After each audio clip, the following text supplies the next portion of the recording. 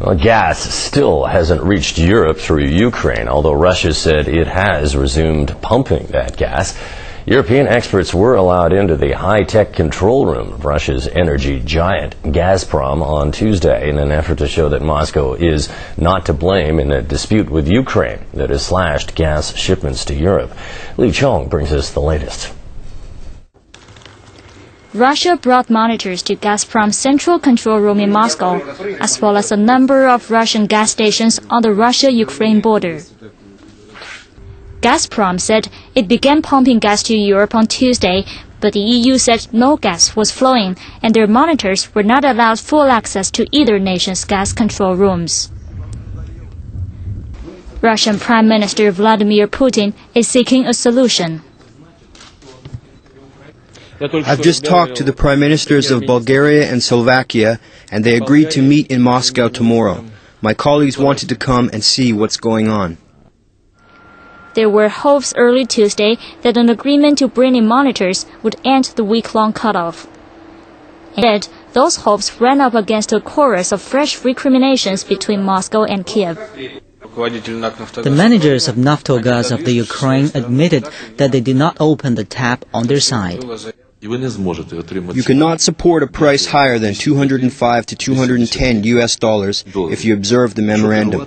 If Russia rejects the memorandum, it needs to give reasons why the agreement that had been reached and registered in the bilateral document is being nullified today.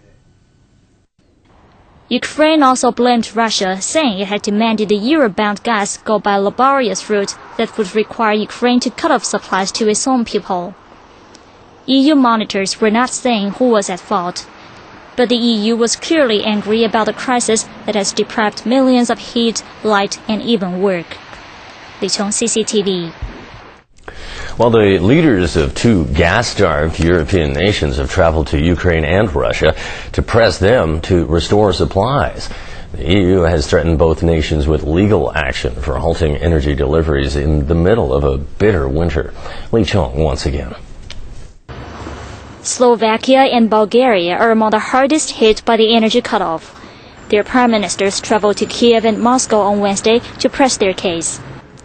Bulgaria depends on Russia for virtually all its gas and has barely 2 days of reserves. Politicians have said enough about the situation. However, we ordinary people have to adjust to the situation.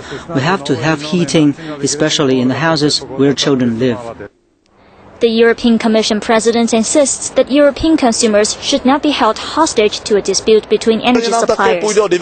He warned of legal action against Russian gas supplier Gazprom and Ukraine's Naftogaz. If the agreement sponsored by the European Union is not honoured as a matter of urgency, the Commission will advise European companies to take this matter to the courts and call on Member States to engage in a concerted action to find alternative ways of energy supply and transit. In Bosnia, the Sarajevo Heating Company has 10,000 tons of heating oil to keep local residents warm. We can assure people that we have alternative energy, and we can say with optimism that no one is going to freeze.